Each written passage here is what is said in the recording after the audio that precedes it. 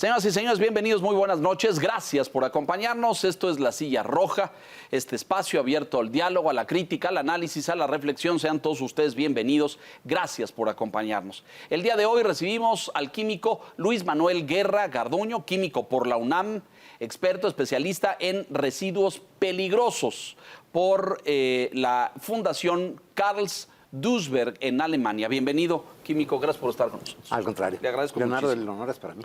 A ver, estamos muy preocupados, lo digo a título personal, pero veo a muchas organizaciones ambientalistas, de protección del medio ambiente, de los ecosistemas, de la fauna y de la flora, particularmente en la península de Yucatán, en torno al tema del Tren Maya. Veo videos en redes que suben exploradores, expertos con este sistema de cavernas muy extendido. Usted me corregirá ahora, pero creo que es el más grande del mundo, no lo sé. De ríos subterráneos, sí. Exacto. Y dicen que todo eso está en riesgo por pues, las vías, por la vibración del tren en el momento en que esté en circulación y que esto se va a afectar. Esto haciendo a un lado, que ya hablaremos también, de todo el tramo de selva que ya se tuvo que tirar y desmontar para que pudiera pasar. Así es que usted ha tenido oportunidad de estar por ahí y de hacer una revisión física del sitio. Químico, por favor. Sí, como no, he estado recientemente.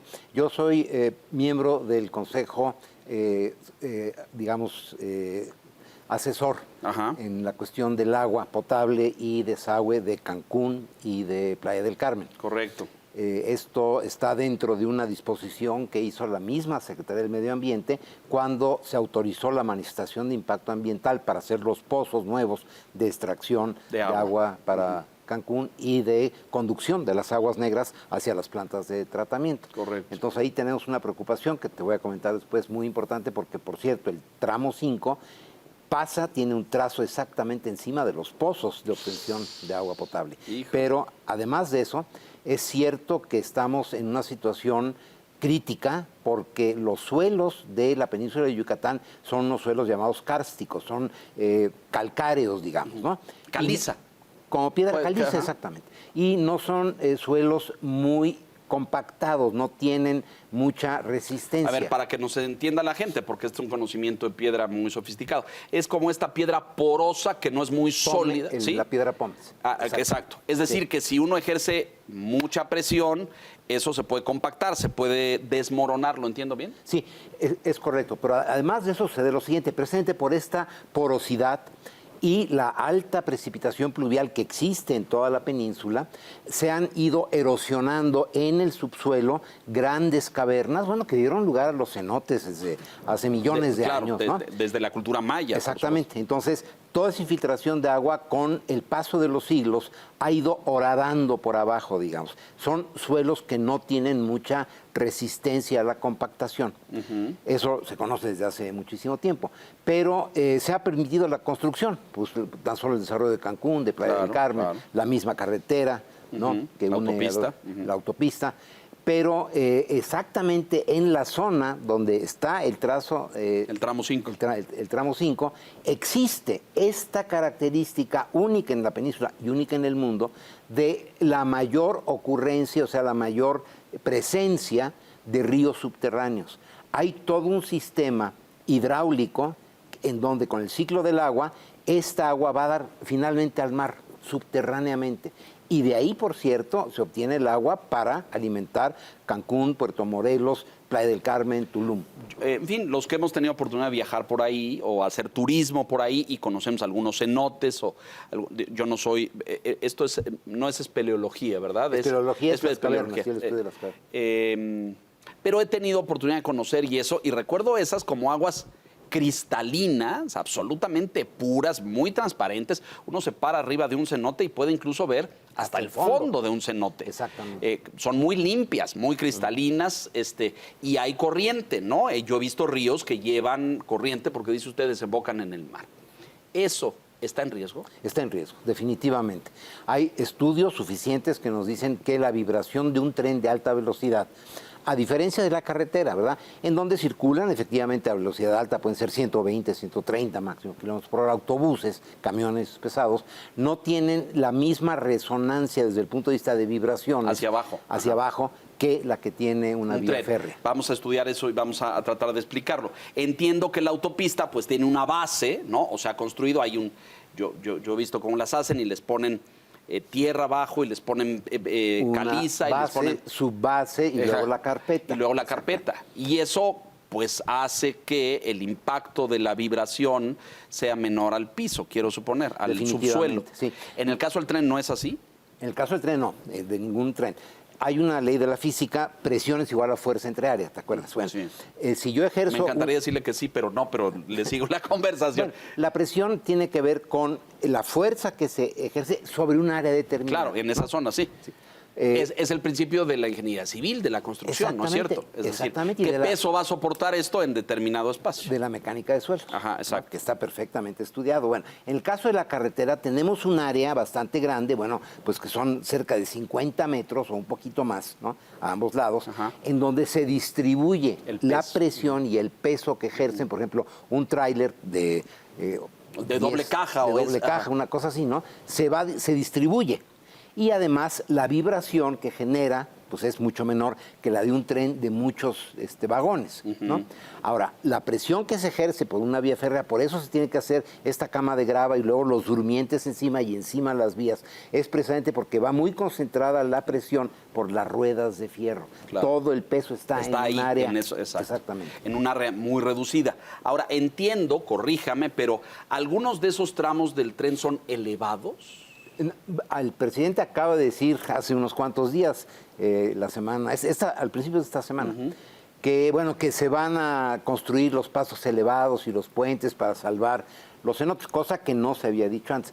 Pero lo que es muy importante, en la manifestación del impacto ambiental obligatoria para cualquier obra de desarrollo, para cualquier instancia gubernamental o privada, implica que se haga antes de iniciar la obra el estudio. Esto tiene un efecto preventivo. Decir, oye, vas a hacer esto, calcúlame cuál va a ser tu impacto en deforestación, mecánica de suelos, agua, ¿no? Contaminación del aire, etcétera, y cómo lo vas a compensar, ¿verdad? Para que el proyecto tenga una Viabilidad. Porque si no, vamos a pagar lo más por lo menos. Claro, el daño va a ser mayor que el beneficio. No dudo de las buenas intenciones del presidente de la República. Es evidente que tenemos que levantar el sureste de la República, que tenemos que generar empleo, inversión, que tenemos que sacar de la pobreza extrema a una población muy importante. Pero el cómo es, no solamente el deseo, de buenos deseos, está tapizado el camino del infierno. Pero sobre todo el estudio químico, porque fue toda una polémica esta de la manifestación de impacto ambiental, porque en el tiempo que llevamos desde que se anuncia la obra, en opinión de muchos críticos, improvisada y sin planeación, ahora me dirá usted, yo vi a funcionarios de la Secretaría del Medio Ambiente resistirse a otorgar la manifestación de impacto ambiental por esto que está usted diciendo, porque no había la investigación, no había los datos suficientes, se decía, no, hay que esperar. Y había mucha presión de la presidencia y de Fonatur, en fin, para que se otorgara la mía. Sí. Finalmente, tardó tiempo, pero se otorgó. ¿Qué opinión tiene usted de eso? Se otorgó de una forma precipitada. Los que sabemos un poco de esto, yo he participado en manifestaciones de impacto ambiental muy importantes de obras pues, con ductos, hidrocarburos, cosas peligrosas, etcétera, ¿no? Se requiere un estudio verdaderamente serio, un estudio responsable que tome en cuenta todas las características de lo que puede suceder. No es porque se autorice o no el proyecto, es por el costo que tendría que pagar el país por un proyecto que tendrá beneficios. Claro. Y siempre en las matrices... Pero hay que poner ahí en equilibrio, ¿no? Sí, hay un método que se llama la matriz de Leopold, hay varias matrices, pero la más usada es la de Leopold, en donde yo pongo en una lista todos los perjuicios y en otra lista todos los beneficios. Y les doy una puntuación. Hay una metodología y una especie de protocolo para, por ejemplo, darle puntuación a un árbol versus un empleo, ¿no? Es que vamos a generar empleos, pero vas a tirar tantos árboles. Bueno, eso se mide. Hay que compensar, ¿no? Sí. Claro, para eso existe el método. Bueno, dentro de esto, al final de cuentas, se llega a una conclusión. antes de empezar, el proyecto es viable o no, para que ya no le metas dinero, ¿no? Si no Claro, es viable, claro. ¿no? Y para proteger también. Ahora, si es viable, toda esta columna de los perjuicios, ¿cómo me los vas a compensar? Y eso se llaman medidas de mitigación. Correcto. Por ejemplo, tiré 480 árboles. Bueno, quiero que me plantes 4,800. Claro. En una 10 zona- veces lo que tiraste en otra zona. Exactamente. Ok. En otra zona. ¿no? Correcto. Las vibraciones. Bueno, quiero que me digas cómo vas a compensar estas vibraciones.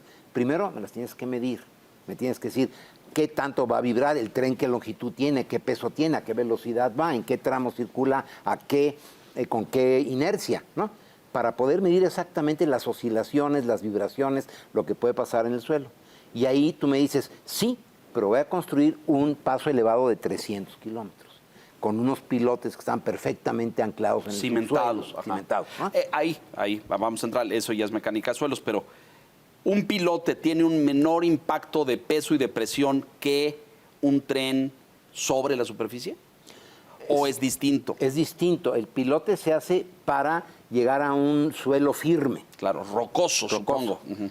Te voy a dar un ejemplo, el Ángel de la Independencia. Sí. Del cual estamos muy Lo orgullosos. conozco perfecto porque lo he estudiado, el hundimiento en la ciudad y el ángel cada vez está más arriba. ¿Por qué? Porque está sobre una... Está piloteado hasta la roca, Claro. firme, ¿no? Eso es lo que se llama pilotear. Tú piloteas de tal manera que ya no tengas el riesgo de un colapso.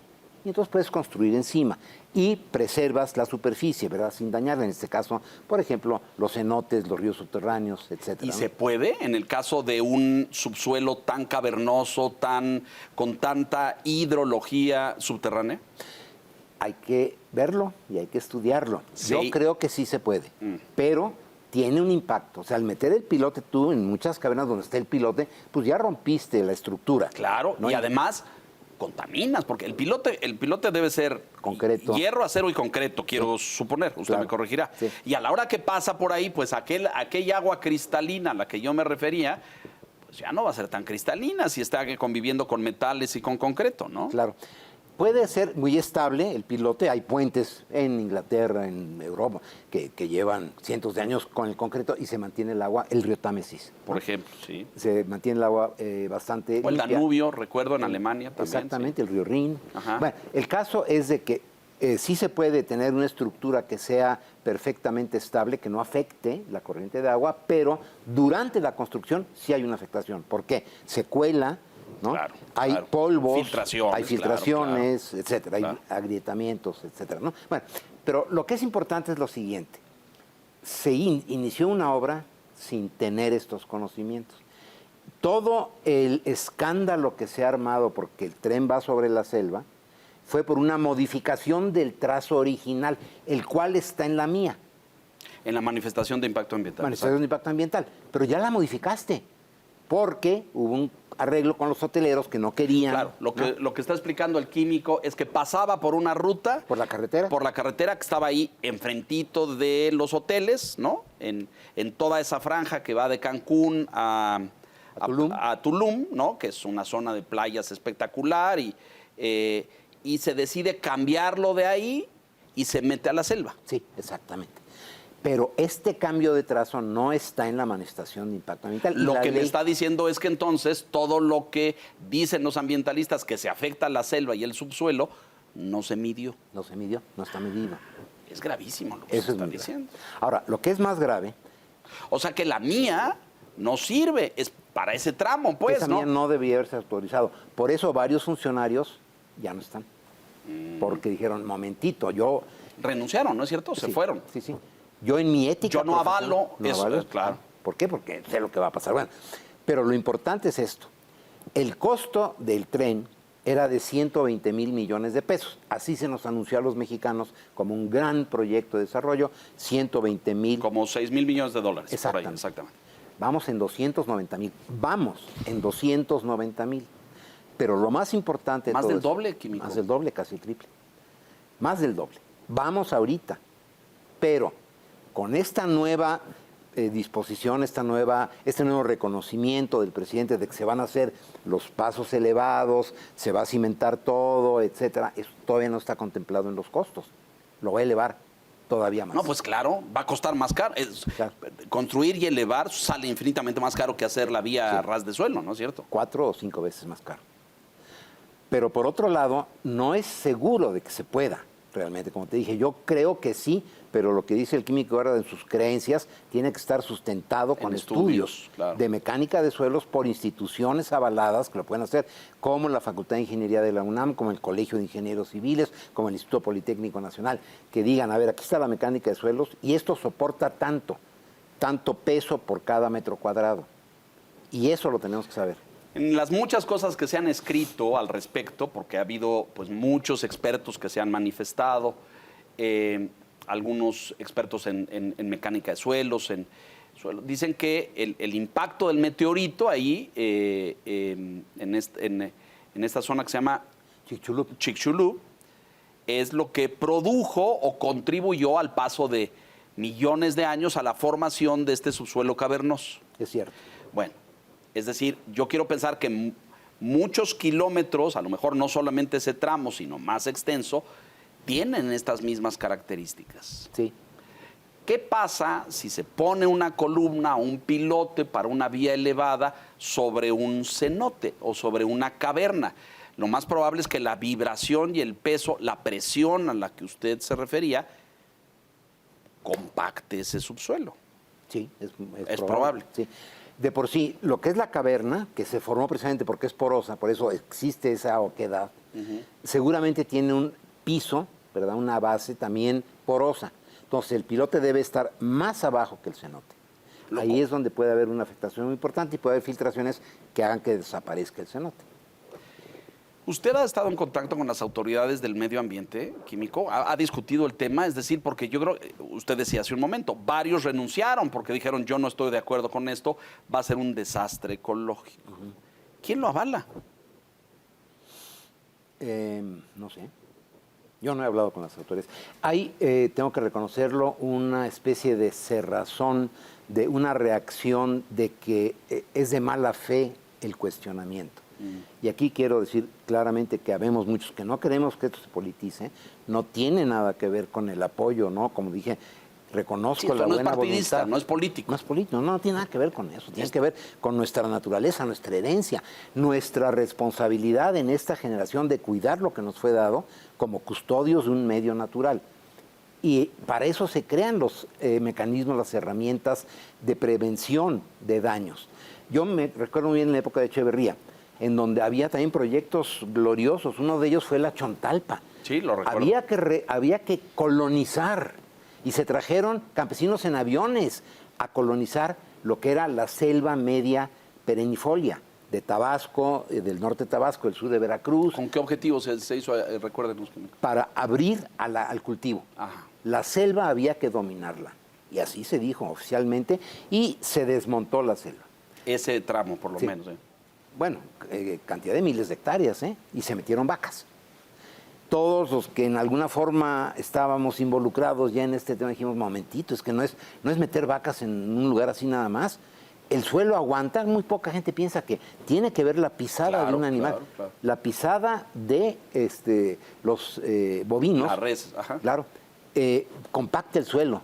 Hoy en día no tenemos ni vacas ni selva. Se acabó. Se crearon acaguales estériles en donde ya no crece nada.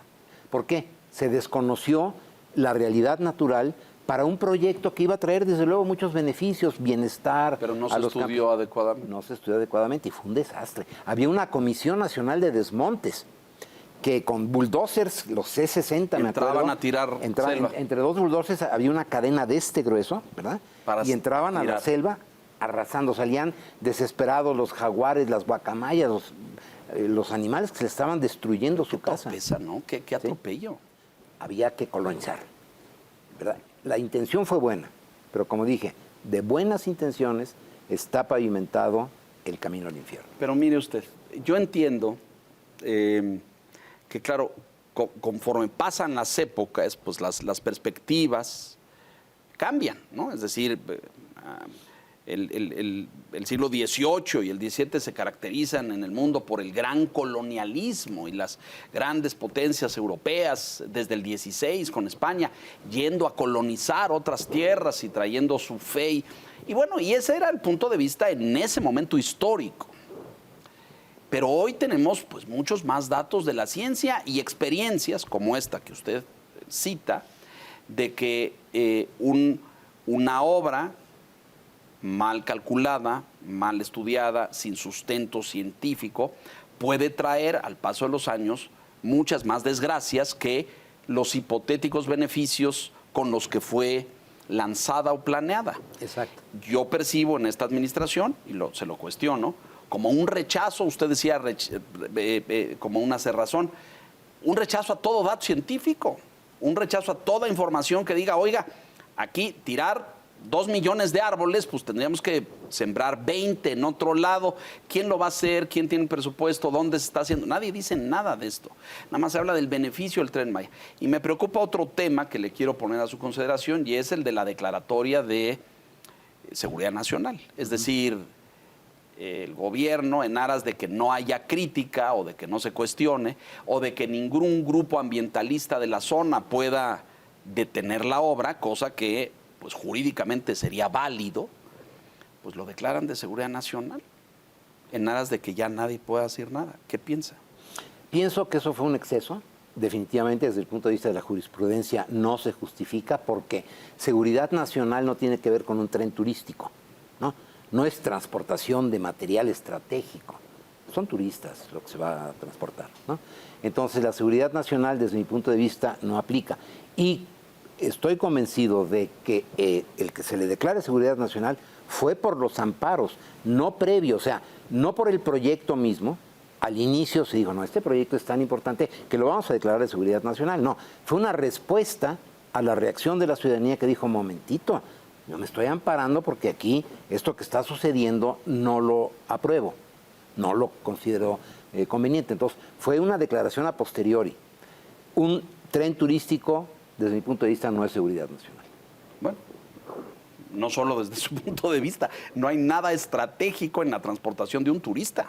No hay materiales peligrosos, usted tiene experiencia en eso, no hay uranio, no hay temas que puedan ser contaminantes. O hidrocarburos, por ejemplo. O pólvora, o cosas que pudieran ser peligrosas. No hay nada de eso, ¿no? ¿No?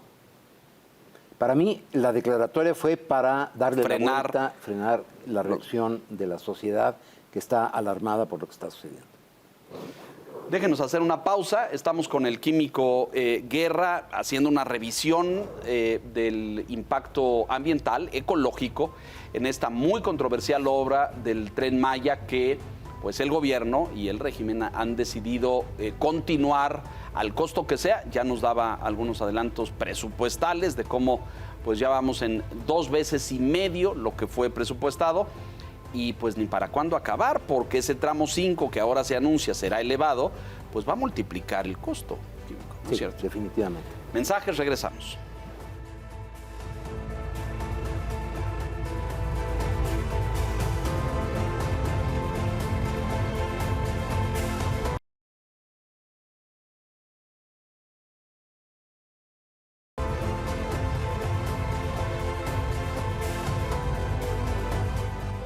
Estamos de regreso con el químico Guerra. Gracias por estar con nosotros, don Luis, porque hay mucha preocupación de esto en muchas partes de México.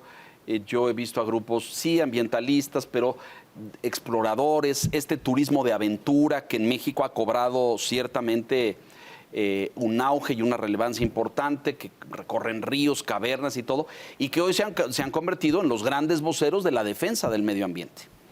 ¿Ya estamos condenados con esto, químico? Es decir, esto va a suceder, se va a hacer el tren y vamos a ver las consecuencias en 10, 15, 20 años de forma irreversible. No, yo tengo fe, tengo esperanza de que pues, el grupo cercano al presidente, el presidente mismo, se den cuenta. Ya hubo una primera rectificación cuando él dijo, bueno, vamos a hacer los pasos elevados, ¿no? Eso quiere decir que ya le dijeron, cuidado, porque si sigue el tren por ahí, no es que nos demos cuenta y que él sea el culpable y nosotros los que ganamos, no. No, alguien va y le México. vende los proyectos, digo, Claro, y no es alguien, porque son varios, y aquí estuvo con nosotros aquel primer promotor del proyecto, que luego llegamos a la conclusión de que pues así se lo dibujó en una servilleta y le dijo, Sí. y el presidente salió y lo anunció, Sí. cosa que a el presidente le sucede con frecuencia, es decir, hace declaraciones y promesas y compromisos sin sustento, sin investigación, sin datos, sin ciencia detrás, solamente pues como parte de la retórica política. Y luego nos enfrentamos a los problemas que nos enfrentamos. Igual la refinería de Dos Bocas, pues ya lleva 2 veces y media el presupuesto original que fue presentado, era de 8,000 millones de dólares, hoy vamos en 20.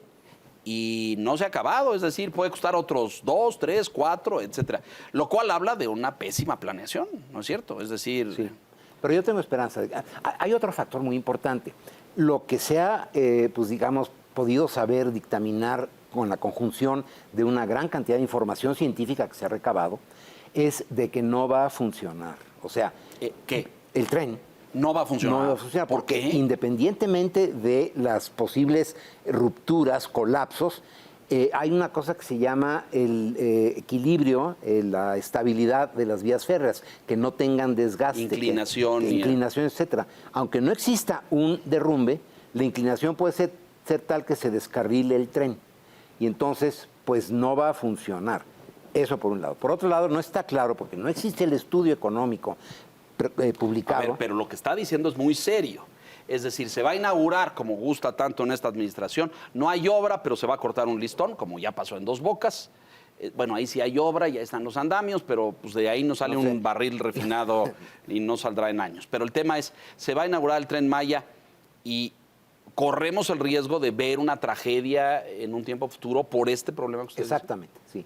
Precisamente por la subsidencia del suelo, o sea, el hundimiento, digamos, del suelo diferenciado, o sea, no es un hundimiento parejo, sino que se llaman subsidencias diferenciadas, como las que ocurren en el aeropuerto. Lo cual lo que provoca es que las vías vayan ondulándose, digamos. Exactamente, Ajá. exactamente. Hasta el momento en que, si se dan cuenta, ya no circula el tren, o si no se dan cuenta, se descarrila el tren. Esto es gravísimo. No me diga que, digo, usted y yo tenemos aquí una conversación con la audiencia, pero ahí tiene que haber expertos que tengan el conocimiento que usted está poniendo sobre la mesa y que digan, oiga, aquí hay un foco de alerta. Yo considero que lo que es obligación del máximo representante de nosotros, el presidente de la República, ante esta discusión, llamar a los expertos, a puerta cerrada. Colegio de Ingenieros Civiles, el Instituto de Ingeniería de la UNAM, gente del Politécnico, gente que tenga conocimiento de resistencia de materiales, de geología, y que les diga, a ver, díganme qué es, ¿no? Que no se cierre a eso, porque es altamente peligroso. Pues ojalá y lo escuchen, de verdad se lo deseo.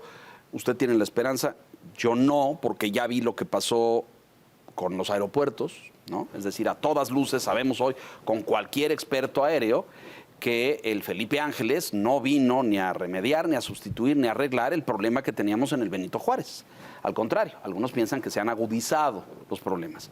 Es decir, el proyecto de Texcoco era viable, era eficiente, era bueno, estaba calculado, se iba a hacer. Oiga, era caro, bueno, se podían buscar ajustes. O había corrupción, que por cierto, no nos han... A nadie se le ha metido a la cárcel. Y no hemos visto un solo expediente de una acusación formal, ¿no? Pero él contó esta historia. Y ahora tenemos pues una terminal, le hicieron un aeropuerto Hidalgo, que pues quedó muy bien, pero es un aeropuerto local, con 14 puertas, y vemos a un Benito Juárez que pues cada vez está saturado y más deteriorado que nunca. Es decir, no se resolvió el problema por no traer a los expertos, ¿no? A los expertos de aviación que le dijeran, oiga, usted necesita concentrar en un solo hub, como dicen los expertos, en una sola terminal para que de ahí salgan a todas las, no en 2 diferenciadas, donde no hay vías de acceso, en fin, eso es lo aéreo. Pero me preocupa mucho lo que usted está diciendo del tren, porque además del daño ambiental, ecológico, a la fauna, a la flora, al suelo cavernoso, existe el riesgo de que ahí suceda una tragedia humana de proporciones mayúsculas. Sí, sí, sí. Sí existe. No es un suelo estable. Eso lo podemos afirmar con toda certeza. No es un suelo estable como para que por ahí pueda circular un tren. Pues gravísimo, me parece muy, muy serio. ¿Tiene usted conocimiento de cuánta selva se ha desmontado para el trazo de este tramo? Sí, porque ya se han construido más de 500 kilómetros. Kilómetros. ¿No? Y si le calculamos por 10 metros, ¿no? 5,000 kilómetros. De selva desmontada. De selva desmontada. Es brutal esto. Es brutal. Bueno, ya se ven las fotografías, es como una cicatriz. Bueno, sí, una herida así sobre la tierra. Ahora, ¿qué pasa con la flora y con los animales? Usted contaba lo de la chontalpa hace un rato. Entra un bulldozer, tira todo, limpian el suelo y los animales que se refugian en otros claro, lados. Tienen esa capacidad, ¿no?, de refugiarse. Pero se hace una cicatriz en lo que son los pasos de la fauna, lo que es la migración, los cruces, etcétera, ¿no? Se supone que se hicieron los pasos de fauna necesarios. Hay muchas dudas al respecto porque no hay una publicación concreta de los pasos de fauna.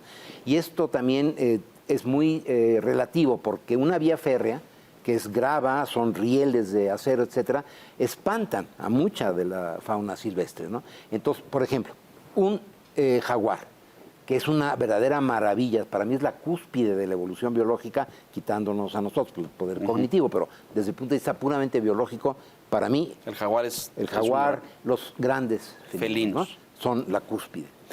Un jaguar con su hembra necesita 200 hectáreas, porque esa es la capacidad y la fuerza que tienen, dominan 200 hectáreas. El territorio, exactamente. Y cazan y comen y beben en esa zona. Exactamente. Digamos, no están dos parejas en esa misma área, ¿no?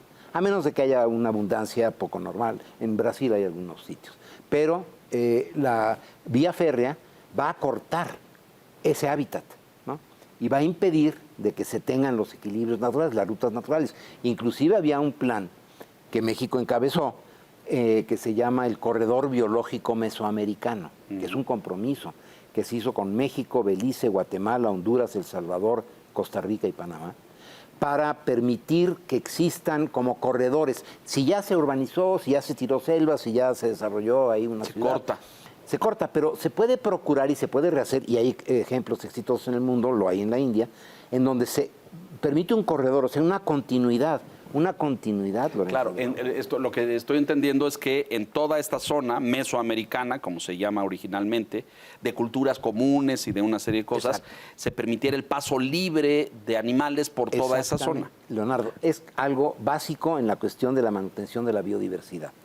Tú no puedes tener parches, ¿no? O burbujas, digamos. Burbujas, ¿no? Porque empieza a haber un decaimiento de la biodiversidad, consanguinidad, decaimiento, hay una desevolución. De la raza, claro. Exactamente, ¿no? Bueno, esto está totalmente en contra porque lo parte ese corredor.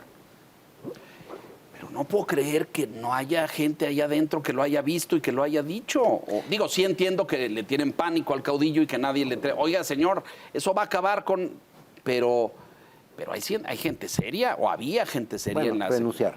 O sea, reconocimiento a ellos, dijeron yo no firmo, esto no va, renuncio, ¿no? Debiéramos saber sus nombres para hacerlos públicos y del valor que tuvieron decir no avalo este proyecto. Claro. En términos de agua, una de sus especialidades, porque estas cosas pues contaminan, ¿no? Lo sabemos, es decir, está toda esta red subterránea hidrológica que limpia, que comunica, que recicla, que lleva al mar. Usted nos decía que ha participado en la CONAGUA, en las comisiones de agua de Cancún y de Playa del Carmen, sí, donde hoy la afluencia turística, Químico, es gigantesca. Y eso, bueno, es el sitio turístico más importante de toda América Latina. De toda América Latina. O sea, ¿llega más gente ahí que a Miami hoy en día? No, porque Miami tiene... No, pero sí llega más que a Miami. ¿Sí? A Cancún llega más gente que a Miami. Pero Miami no está en América Latina, pero digamos, América Latina es el más definitivamente importante. Por encima de cualquier sitio turístico brasileño, argentino, colombiano. ¿Y cómo está el agua y el tratamiento de agua ahí? Pues ahí hay un ejemplo exitoso, ya ves que es todo el tema ahora con la sequía y qué va a pasar con el agua, etcétera. Ahí se han preocupado realmente de tener un ciclo virtuoso de extracción de agua potable que es de excelente calidad, de pozos, precisamente por la infiltración, y manejarla en una forma adecuada para que sea suficiente para todos los que están conectados a la red, y las descargas de las aguas negras provenientes de esa agua se tratan con tal pulcritud tal pueda calidad. reciclarse. No solamente reciclarse, se reinyecta al acuífero. Es el único sitio. No me diga eso. La están reinyectando con calidad extraordinaria para evitar que se abata el acuífero, que es lo que está pasando aquí en la Ciudad de México. Y en Monterrey. Y en Monterrey, claro. ¿no? Entonces, es uno de los pocos lugares donde estamos haciendo las cosas virtuosas. Bueno, el trazo del Tren Maya pasa exactamente encima de los pozos y encima de lo que son las líneas de conducción de las aguas negras. Si se rompen estas por la vibración del tren, Contaminamos la península. sí, se va a llenar de aguas negras Cancún y Playa del Carmen. No me diga eso. Y eso va a ser un desastre desde el punto de vista turístico. Y económico, y laboral, y profesional, y todo, porque a ver cómo se limpia eso. Y de salud pública. Es gravísimo. ¿Quiénes son los? Espero que usted, pero supongo que hay un equipo de genios que pensó en esto de la inyección al acuífero. Yo no conozco otro sitio en México donde se haga. No lo hay en la magnitud, o sea, con todo un sistema hidrológico de extracción, potabilización, conducción de agua potable y luego la extracción de las aguas negras para reinyectarlo al acuífero. Es el único sitio. Es una empresa que se llama Huacán, todo el mundo la conoce, de primer mundo. Es mexicana. Es impresionante lo que han logrado. Uno puede comer en el piso de la planta de tratamiento de aguas negras. Parece que está uno en Dinamarca, ahí sí. Tienen una calidad en el desempeño, lo que se llama buenas prácticas, lo que se llama el protocolo, ¿verdad?, de cumplir con todas las normas. El agua que reinyectan cumple con las normas europeas de reinyección.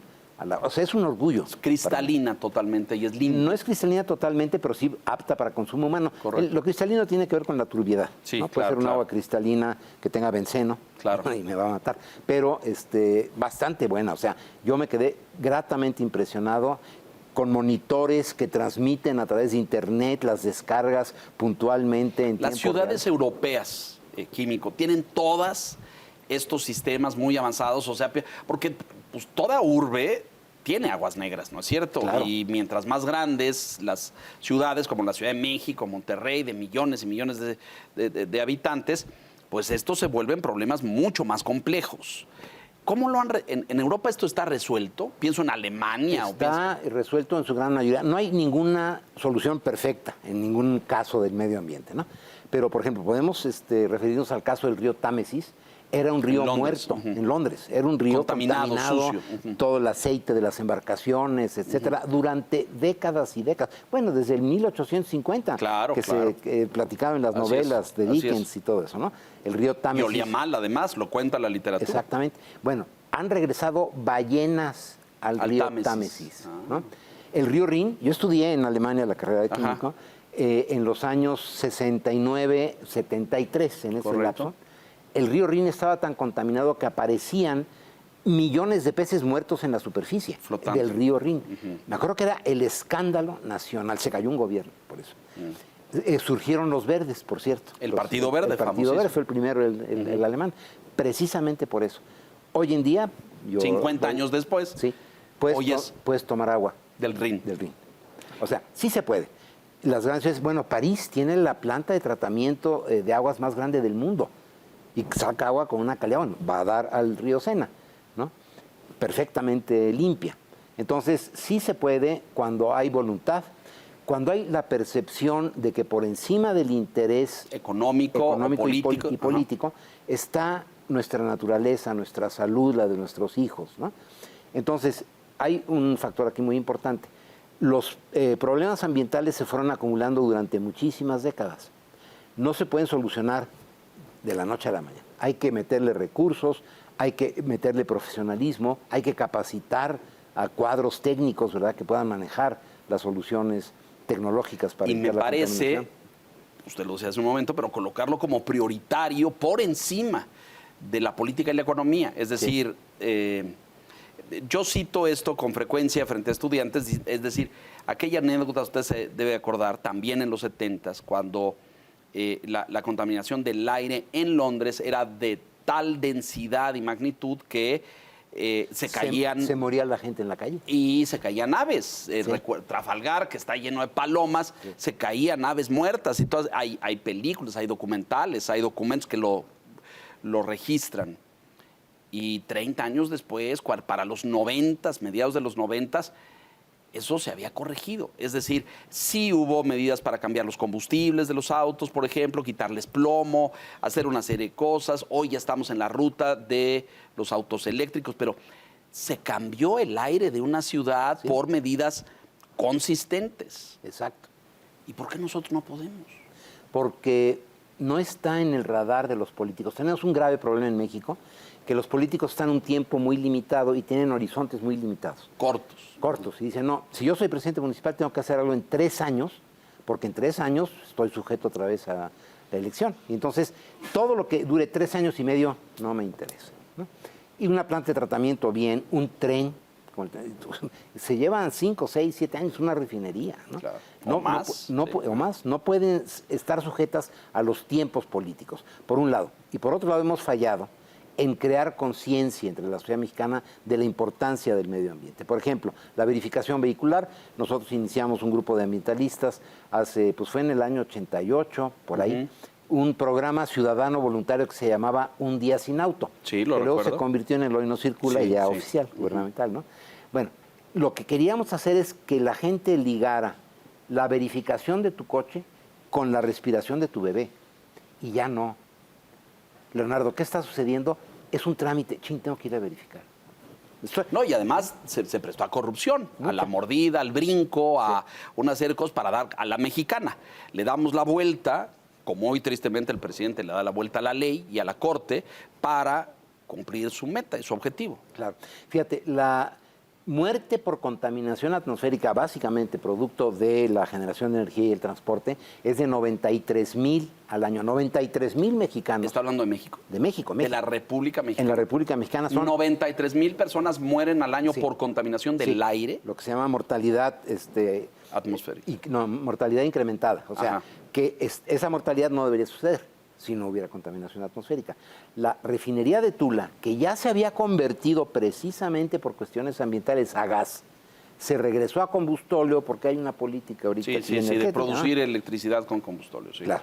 Bueno, eso lo tienen que hacer como consecuencia de usar y ya no exportar el petróleo pesado lleno de azufre, ¿verdad? Que produce el azufre cuando se combustiona, dióxido de azufre, trióxido de azufre, cuando se junta con la humedad atmosférica produce ácido sulfúrico, que es lluvia ácida, ¿no? Bueno, la pura refinería de Tula, que estaba a gas natural y que ahora se regresó a combustóleo, causa 14,000 muertes al año. Esa decisión de alguien que dijo en la Secretaría de Energía, no, hombre, le echamos el combustóleo, causa 14,000 muertes. Esa gente está cargando en su conciencia 14,000 familias enlutadas. ¿Los criminales? ¿Son criminales esas decisiones? Por no hacer los estudios correspondientes. Gravísimo. Esto yo le iba a preguntar en este sentido, ¿cómo estamos ahí ya que entramos a la generación eléctrica? Ya nos habló del agua. ¿Cómo estamos en calidad del aire en la Ciudad de México? Que este es un debate y esto de los IMECAS, y los IMECAS se medían diariamente antes, luego se cambió la medición y se dijo que no era muy preciso medir así. ¿Qué nos puede decir de esto en los tiempos presentes? Estamos estancados en la lucha contra la contaminación atmosférica. La prueba es la cantidad de contingencias y precontingencias que estamos teniendo. En este año llevamos 4, ¿no? ¿Qué quiere decir esto? Que no estamos pudiendo bajarle a 2 parámetros básicos que son partículas suspendidas y el ozono, ambos provenientes del transporte. De la combustión. De la combustión y de la refinería de Tula. Gravísimo. El país parece rechazar este camino al que se dirige el mundo de energías limpias, de reducir el consumo de contaminantes fósiles. Está esta declaratoria del presidente Biden y ya muchas empresas han respondido en ese sentido de decir al 2030 solo, California ya dijo, 2035 solo coches eléctricos. Cada país está fijando sus metas en ese sentido. Me parece, corríjame usted, porque está en contacto con la comunidad científica, que está permeando esta cultura de esto que se decía, el planeta es nuestra casa y si nos acabamos nuestra casa ya no hay a dónde irse, ¿no? Y veo decisiones de políticos en el sentido de, veo por ejemplo los requisitos de las empresas europeas hoy para invertir en un país, piden requisitos de electricidad generada limpiamente. Y ¿dónde estamos nosotros? Porque me preocupa mucho ver que vamos como en camino contrario. ¿Qué dice usted? Sí, ha habido un retroceso significativo. México no está cumpliendo sus compromisos adquiridos en el 2015 con los acuerdos de París. Nos estamos alejando de ello. Estamos incrementando nuestras emisiones de carbono negro y de gases de efecto invernadero a la atmósfera. Y la política energética de México va al revés. O sea, no se están impulsando, no se están promoviendo las energías limpias.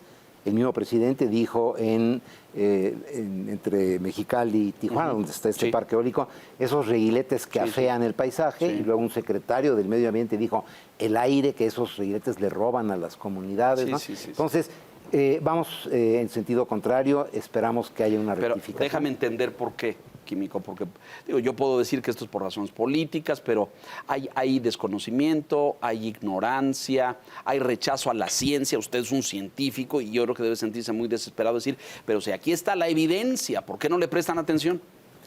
Porque es una postura ideológica que tiene que ver con una visión de la sociedad viejita, desde mi punto de vista, ¿no? Una sociedad que no puede decidir por sí misma, que necesita una autoridad central que defina todo, lo que se llaman las políticas de comando y control. Yo decido qué se mide, yo decido qué es enfermedad, qué es salud, yo decido qué es un ecocidio o qué es un proyecto de desarrollo, ¿no? Eso tiene riesgos, como le pasó a Luis XIV, como le ha pasado a muchos dictadores, etcétera, que con el tiempo y más temprano que tarde se aíslan de la realidad y ven únicamente la realidad que está dentro de su proyecto. Y la ciencia es implacable, como la naturaleza, ¿no? La ciencia te dice, pues no llueve de abajo para arriba, llueve de arriba para abajo, ¿no? Y entonces, cuando no se toma en cuenta la ciencia, cuando se descalifica la actividad científica, como se ha hecho en esta administración, los científicos son fifís, es gente que no le sirve al país, debe hacerse ciencia para el pueblo. Lo cual dice uno, ¿qué significa ciencia para el pueblo? La ciencia, es la búsqueda de la verdad a través del rigor científico. Y del método, claro. Y del método científico, ¿no? Entonces, se cometen errores como le sucedió a Luis XIV, le sucedió a Hitler, le sucedió a Stalin, errores descomunales, ¿no?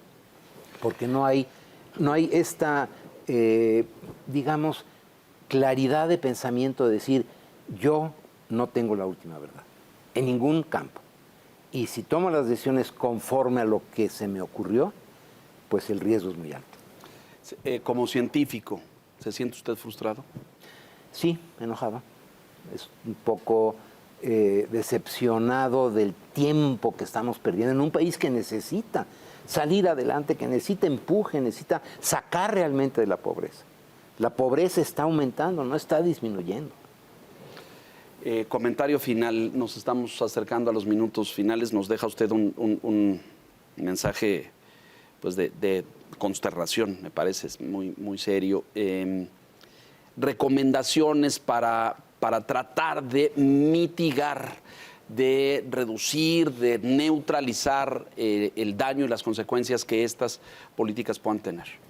Pues organizarse, la sociedad civil organizada es una de las mejores herramientas que tiene una sociedad para avanzar, ¿no? Como ha dicho el mismo presidente, el pueblo no se equivoca y el pueblo organizado se llama sociedad civil.